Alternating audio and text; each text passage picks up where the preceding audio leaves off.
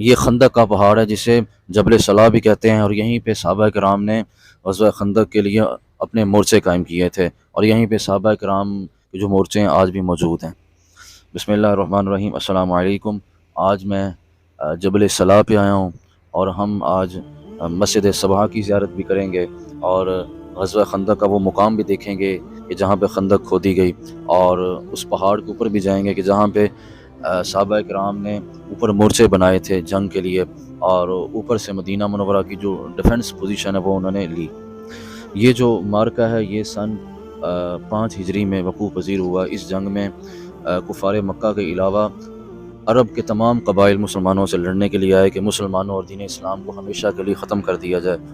غزوہ بدر اور غزوہ احد میں تو خالی قریش مکہ تھے، مگر اس جنگ میں پورے جو عرب قبائل ہیں، جس میں عیسائی، یہودی اور مشرکین مکہ، وہ سارے مل کے آئے، جن کی تعداد 10,000 کے قریب تھی۔ تو حضور پاک نے صحابہ کرام کو مشورے کے لیے بلایا، تو صحابہ کی کچھ آراء تھی۔ کچھ نے کہا کہ ہمیں مدینے سے باہر نکل کر جنگ لڑنی چاہیے جیسے احد اور بدر میں لڑی گئی۔ کچھ صحابہ نے کہا کہ ہمیں مدینہ کے اندر محصور ہو کر ان کا مقابلہ کرنا چاہیے۔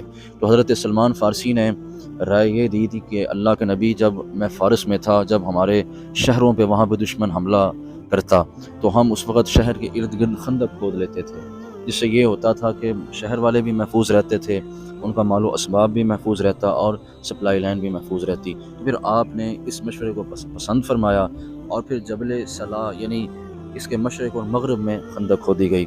مدینہ منورہ کی جو پوزیشن ہے، ڈیفنس پوزیشن ہے، وہ بہت مضبوط ہے۔ اس کے دونوں سائڈ پہ پہاڑ ہے، اور اس کی پیچھے بیک پہ کھجوروں کے درخت ہیں، اور فرنٹ میں یہ خندق کھودی گئی۔ تو اس طرح پھر صحابہ کرام نے خندق کھودنے کے بعد اوپر پھر یہ جبل صلاح کے پہاڑ کے اوپر مختلف مورچے بھی بنائے، یہ جو آپ دیکھ سکتے ہیں اس وقت۔ اور ان مورچوں کے نزدیک کچھ مساجد بھی بنی ہوئی تھیں جنہیں بعد میں شہید کر دیا گیا، اور یہیں پہ صحابہ کرام نمازیں بھی ادا فرماتے، یہیں پہ روزے بھی رکھے جاتے۔ اور پھر اسی پہاڑ کے اوپر کیا کہتے ہیں کہ صحابہ کرام نے یہ جو جنگ کے معاملات ہیں کہ یہ بھی ایک آپ مورچہ دیکھ سکتے ہیں کہ یہ بھی صحابہ کرام نے اس کو تعمیر فرمایا۔ تو اس طرح کے یہاں پہ درجنوں مورچے ہیں جن کی میں نے زیارت کی ہے، اور اب یہاں پہ آسانی ہے، پہلے نہیں آنے دیا جاتا تھا، مگر اب لوگ آسانی کے ساتھ اوپر آ جاتے ہیں، رستے بھی بنا دیے گئے ہیں۔ تو پھر جب کفار آئے، جب انہوں نے یہ خندق کو دیکھا تو وہ بے بس ہو گئے۔ 3 دن کے بعد عمر ابن عبدو وہ آگے بڑھا، تو حضرت علی نے تلوار کے ایک وار سے اس کے جسم کے 2 ٹکڑے کر دیے۔ عمر بن عبدو کی جو طاقت ہے وہ 1000 آدمیوں کے برابر تھی، مگر شیر خدا نے تلوار کی ایک وار سے اس کو واصل جہنم کر دیا۔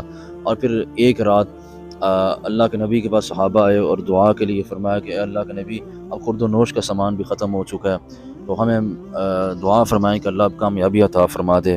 تو پھر حضور پاک نے دعا کے لیے ہاتھ اٹھائے، ابھی آپ نے چہرے پہ ہاتھ نہیں پھیرے، یکا یک گٹائیں چھا گئیں، آسمان کے اوپر بادل آ گئے، بارش برسنا شروع ہو گئی۔ اس کے ساتھ ساتھ تیز آندھی اور طوفان آیا کہ جس سے کافروں کے جو خیمے تھے وہ اکھڑ گئے، اور ان کے جانور ایک دوسرے سے ٹکرانا شروع ہو گئے، جو ان کا راشن تھا، سامان تھا، وہ بھی مل گیا، میٹ ہو گیا۔ اور اس طرح جو کفار تھے اور جو عرب کے قبائل تھے وہ رات کے وقت ہی میدان چھوڑ کر بھاگ گئے، اور صبح اللہ نے مسلمانوں کو کامیابی اور کامرانی عطا فرمائی۔ تو یہ ایک مورچہ آپ دیکھ سکتے ہیں جس کی آپ زیارت کر لیں کہ یہاں پہ صحابہ کرام نے یہ مورچہ بند ہوئے، اور انہوں نے یہاں سے جو اسلام کے لیے اسلام کی یہ جو جنگ ہے یہ لڑی، اور مدینہ منورہ کا دفاع کیا۔ پھر بعد میں مختلف ادوار میں ان مورچوں کو استعمال بھی کیا گیا مدینہ منورہ کے ڈیفنس کے لیے، کیونکہ یہ پہاڑ بہت اونچا ہے، تو اس کے اوپر سے آپ مدینہ منورہ کا جو ویو ہے وہ مکمل تقریباً نظر آتا ہے۔ تو بنو امیہ کے دور میں، بنو عباس کے دور میں، اور پھر خلافت عثمانیہ، سلطنت عثمانیہ کے دور میں پھر اس کی دوبارہ سے اس کی اثر نو آرائش کی گئی، اور ان مورچوں کو مضبوط بنایا گیا۔